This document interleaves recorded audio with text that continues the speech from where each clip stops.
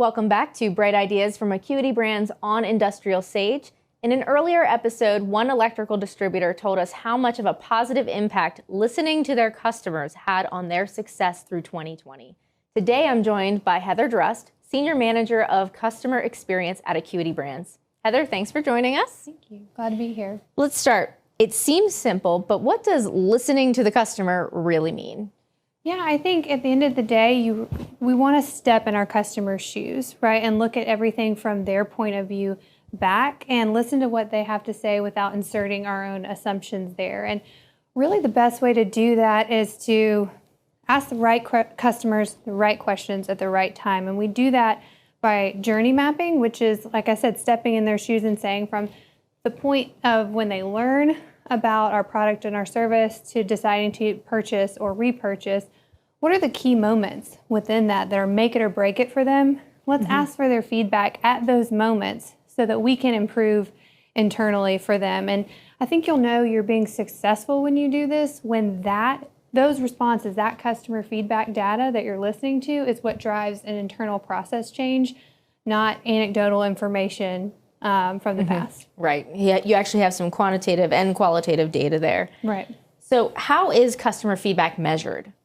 Well, I think when people think of customer feedback, they're like, oh, a survey or an online rating. And yes, that's kind of the method. Right. But within that, the way it's measured could be a star rating or a customer effort score. How easy was this to purchase? How easy was this to install? Things like that.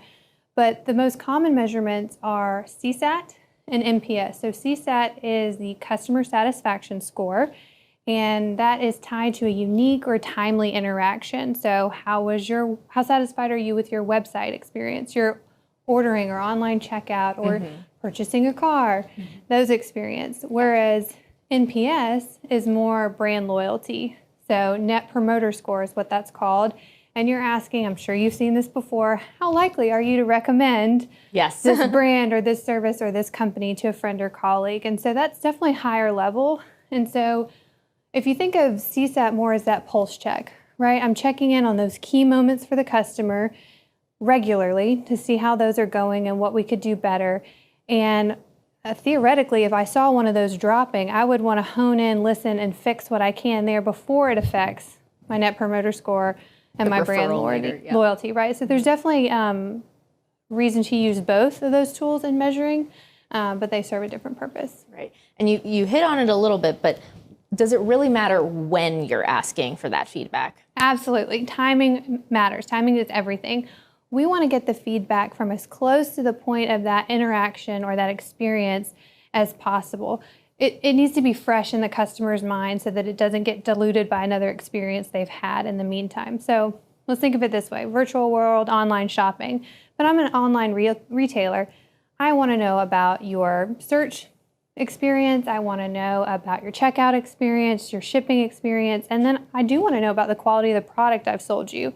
But the beginning of those points, I want to ask immediately in your order confirmation email or in the chat bot that you've used with that customer care rep. But quality, I need you to have had the product and worn the product for a few weeks, and then I may follow up and say, now that you've used it. That makes sense. Right? So it definitely becomes extremely important when you ask so that it's timely and attached to that interaction in a fresh way. So I see the surveys all the time. You mentioned just in one interaction, lots of different opportunities to survey. Do people really click on them? That's probably the number one question that I get is, do people actually take these? I don't think they do. I just click out of it. But they do, and that's why people keep sending them, because people do answer. I was talking to a major airline the other day, and they said just one of their surveys that they send, their post-flight survey, receives over 2 million responses a year. And that's not sent to every customer after every flight. So massive scale there, but okay, small businesses, what about you? I worked at a startup, and our corporate client response rate on annual surveys was over 75%. And so I think the key is, yes, people respond, and it shows people want to be heard, whether it's about their flight or about working with a B2B company, right? And it's less about necessarily the number of responses that you get, though you do want to be statistically relevant, right? Right. Before you pivot based on the feedback. But it's about the percentage. And are you getting that percentage of response from those key customers that are make it or break it from your business? And within that response, not just the number or the percentage, are you getting feedback you can act on? And I think if you're doing both those things, getting a healthy response from the right amount of people or the right people, then you're in a great spot. What about over surveying? Too many too many pings? Oh, absolutely. And I think that's the second question I get asked the most. And you're probably, one just came to your mind, right, of a certain company that just blows up your email or has way too many pop-ups on their website, things like that. So you do want to protect against that, but not to where you're living in fear of that and you're missing an opportunity to ask at a key touch point for a customer. Right. So if we go back to that customer journey we talked about, there's multiple parts you want to ask about from beginning to end. If I only ask them about their purchase experience, I miss the chance to ask people who didn't buy and what learnings could be there. Or if I only ask people, because I'm afraid of over surveying, if I only ask them about the product quality, but I don't ask about my service teams that are answering questions about that quality, I can miss some really key areas of differentiation for the company that I don't want to. So, you know, in light of that, there are also strategic ways not to over-survey. If by chance, though I haven't seen this, people say, you're surveying too much, stop doing that. You can pull back that trigger. You can time it less. You can send it less frequently. Or vice versa. If you feel like you're not getting enough responses to act on, you can either Increase the frequency, change the design, change the language so that it's more easily understandable to your customer base. So really, it's about just being strategic, being iterative, but at the end of the day, don't miss the key moments to ask because you're afraid of over-surveying. So as a company goes down this customer satisfaction measurement journey, what are they doing with the data? How are they seeing value in it? So I was talking to a former CFO of a national brand and saying, you know, how did you in your former life do this, measure it? And she said, I mean, technically, that causation between an ROI percentage and an NPS or a CSAT score, you're not going to be able to directly link that. But happy customers come back and spend more money, and they tell their friends to do the same. They evangelize that for you. And so there will be a correlation between those scores. But I think tactically speaking, there should be a tie between that qualitative data and what their customers are telling you, not in a number and a score, but of things they need, pain points they have that you could fill, that you can measure whether you've solved that problem because they stopped saying that, right? There's one example of a cell phone company that felt like it was customer-centric and said, gosh, we have all these calls coming in. We want to take care of our customers, so let's just get another call center so we can field this.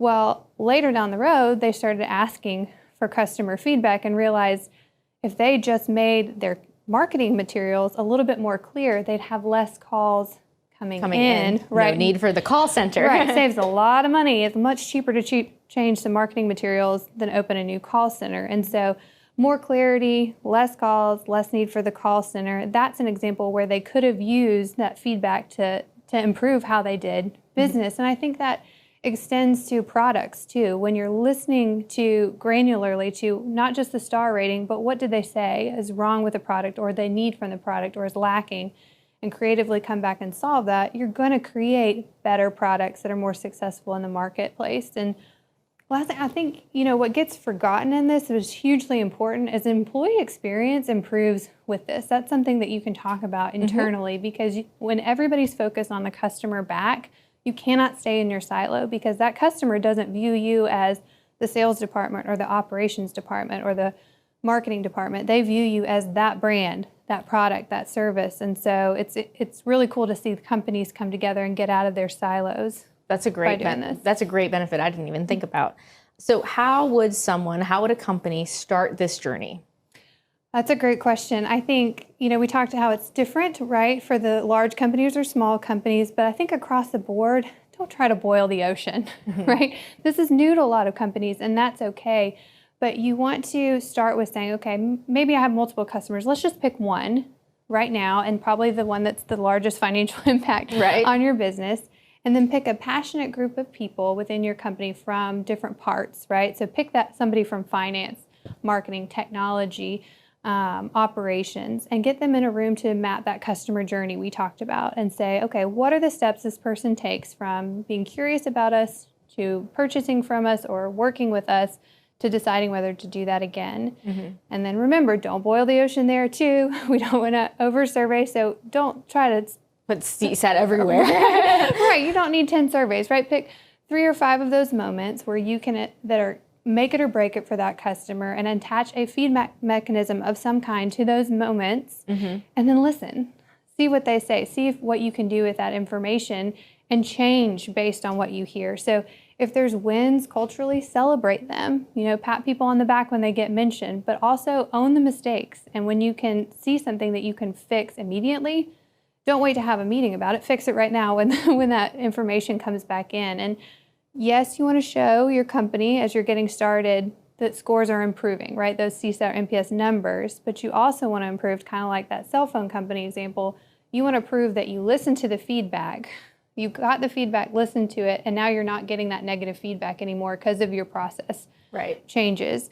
And those are just, I know it sounds like a lot and a little bit of time, but starting small and then moving that on to other customer bases is a great way to do it. But no matter what, iterate, iterate, iterate. There's always going to be, once you solve one problem for a customer, if you're doing this right, you're going to find another one that you can go solve for them. So just be ready to listen and act, and you'll be in a great spot. Change and adapt. Absolutely. Thank you, Heather. This is some really good advice that I think companies can deploy right away almost. So thank you so much for joining us. Absolutely.